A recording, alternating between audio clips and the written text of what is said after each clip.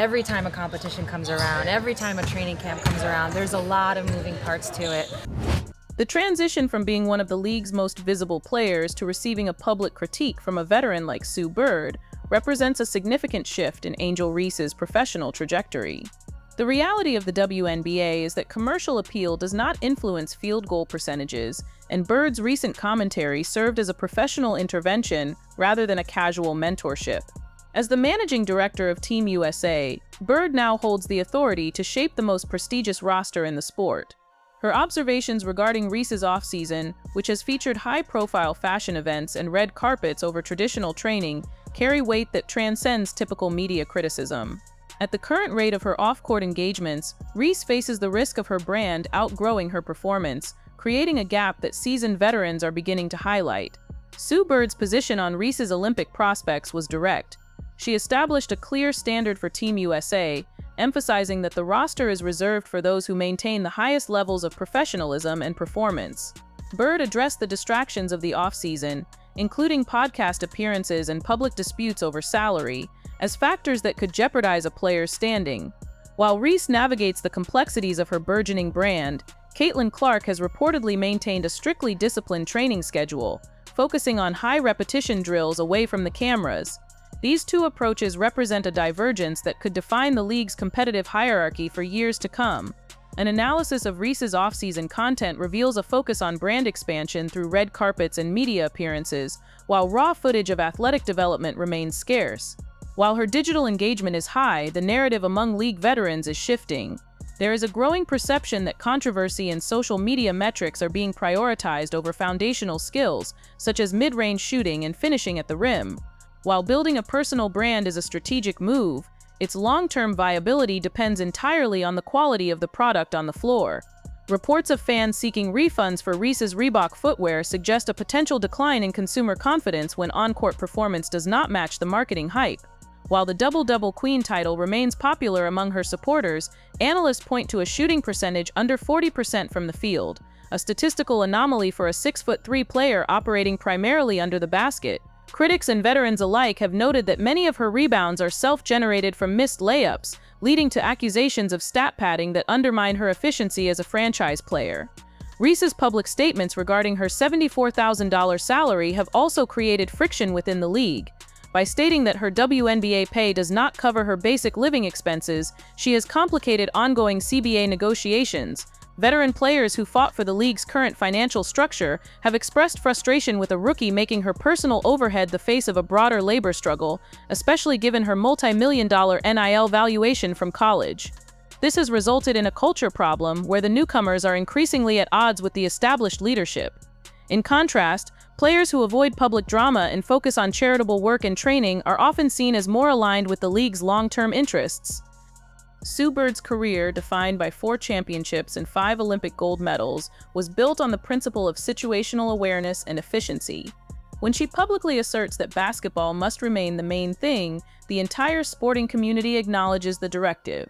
Her warning stems from a career spent observing players who were overtaken by the off-court machinery, losing the competitive edge that made them valuable in the first place.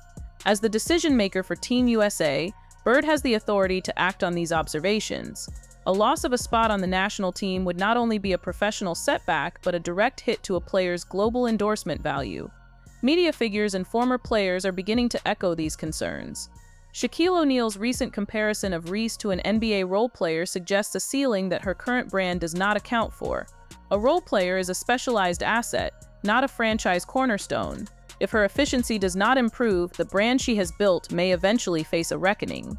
The 2026 season will serve as a definitive test. Defenses will have had an entire year to study her tendencies and exploit her lack of a mid-range game and high turnover rate. While Reese has focused on media, Caitlin Clark has reportedly targeted specific technical weaknesses, such as her left-hand finishing and a mid-range floater.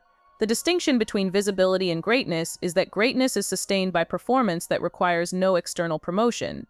The Indiana Fever are currently positioning themselves as a disciplined, competitive unit because their leadership is focused on skill multiplication.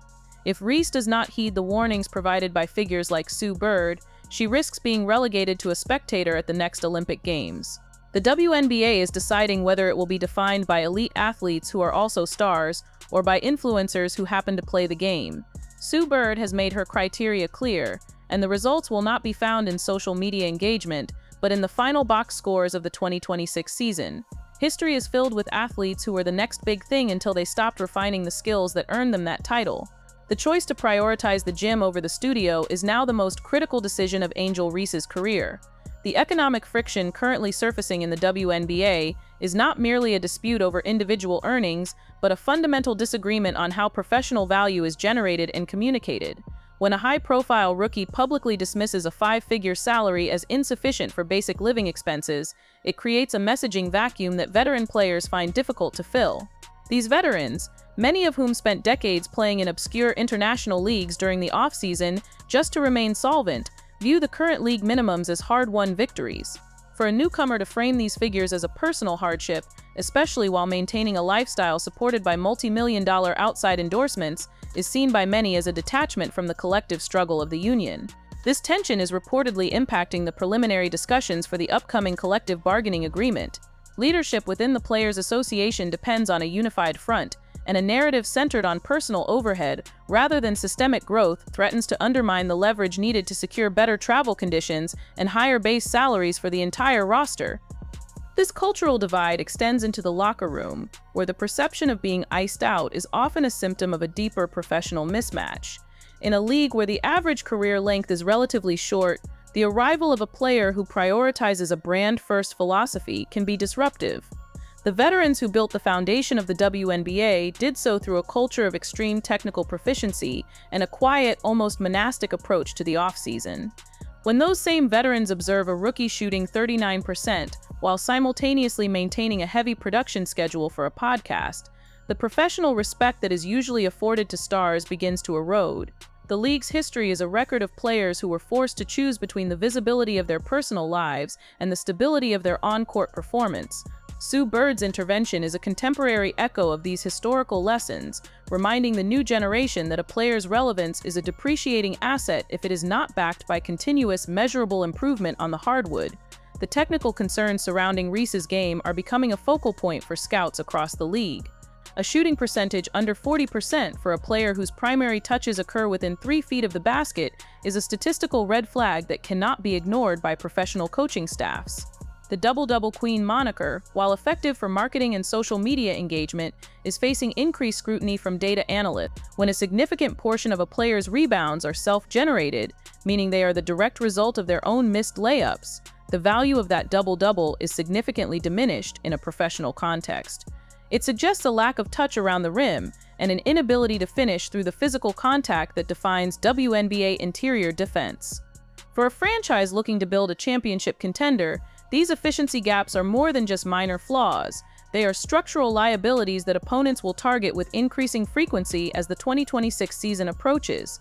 The comparison to a role player, such as Antoine Jamison, highlights the difference between a high-volume statistical producer and a true franchise cornerstone. A role player can provide valuable minutes and specific skills, but they rarely command the gravity required to change the geometry of a defense. If Reese's ceiling is indeed that of a specialized rebounder with limited offensive range, her current brand valuation is positioned on a precarious edge. Global brands like Reebok and other major sponsors invest in the promise of dominance, not the reality of league average efficiency. The report of fans seeking refunds for her signature footwear is perhaps the most alarming indicator of this trend. It suggests that the audience, which was initially captivated by the Bayou Barbie persona, is now beginning to evaluate the athlete based on the utility of the product she represents. When the consumer begins to associate a brand with a lack of results, the path back to credibility is often long and difficult. The 2026 Olympic cycle adds another layer of consequence to this narrative. The Team USA roster is the most exclusive club in international basketball, and its selection process is famously indifferent to social media metrics or off-court popularity. The standard of professionalism and performance mentioned by Sue Bird is a literal barrier to entry. For Reese, the risk of being excluded from the national team is a risk to her international marketability. Being an Olympian provides a level of legitimacy that fashion shows and podcasts cannot replicate. It is the ultimate validation of an athlete's standing in the world.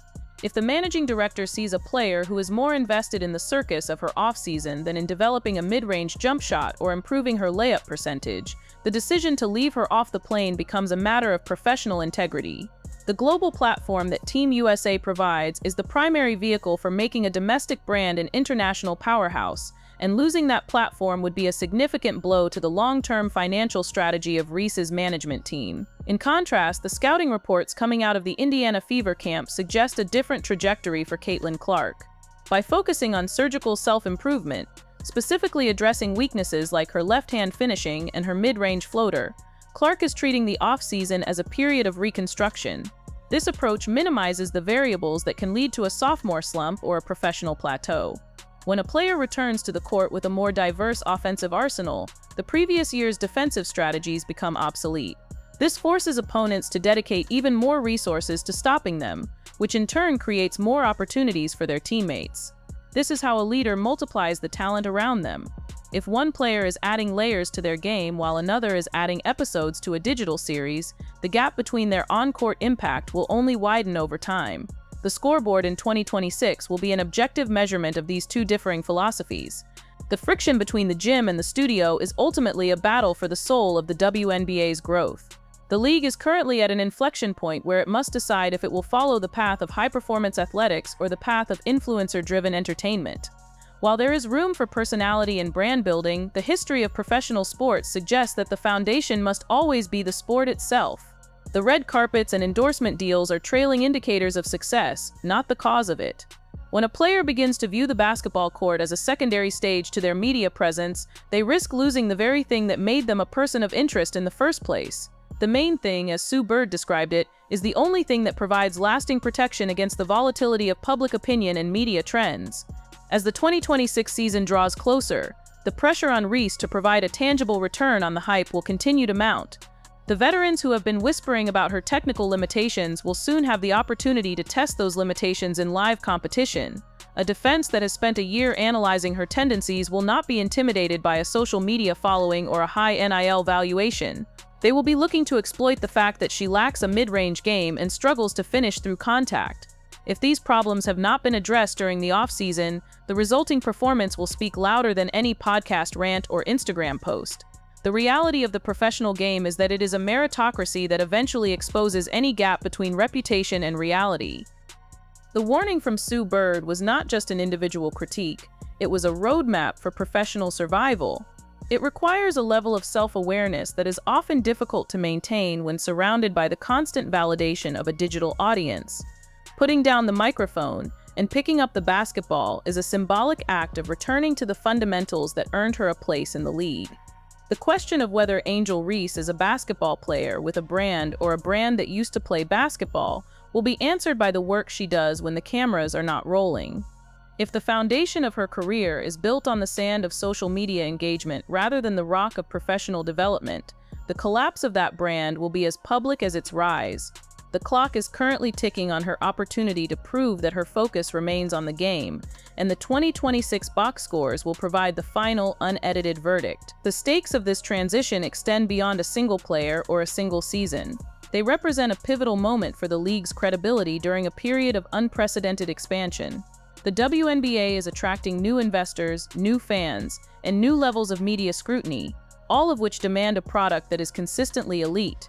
When the narrative shifts from the excellence of the play to the drama of the personalities, the league risks alienating the purists who form the backbone of the sport's support. The managing director's emphasis on professionalism is a safeguard against this shift. It is a reminder that while the league welcomes the attention that stars bring, it will not compromise the standard of play to accommodate them. For a rookie like Reese, the choice is between becoming a permanent part of the league's elite or becoming a cautionary tale of missed potential. The path to the podium is paved with the repetitions and sacrifices of the gym, and any attempt to find a shortcut through the studio is a gamble with the highest of stakes. The resolution of the CBA talks and the final selection of the 2026 Olympic roster will serve as the definitive markers of this era. They will show whether the veterans were successful in maintaining the culture of the league, or if the influencer-driven model has become the new standard. Regardless of the outcome, the data will remain the ultimate arbiter. Percentages, turnovers, and win-loss records do not have an agenda, and they do not care about a player's rent or their Fashion Week itinerary. They only reflect the work that was done in the dark. For Angel Reese, the path back to the top of the mountain requires a return to that work. The ultimate map to avoid the fate of those who were merely famous has been provided. It only remains to be seen if it will be followed. Would you like me to analyze the specific economic impact that missing a Team USA roster has on a player's long-term endorsement portfolio?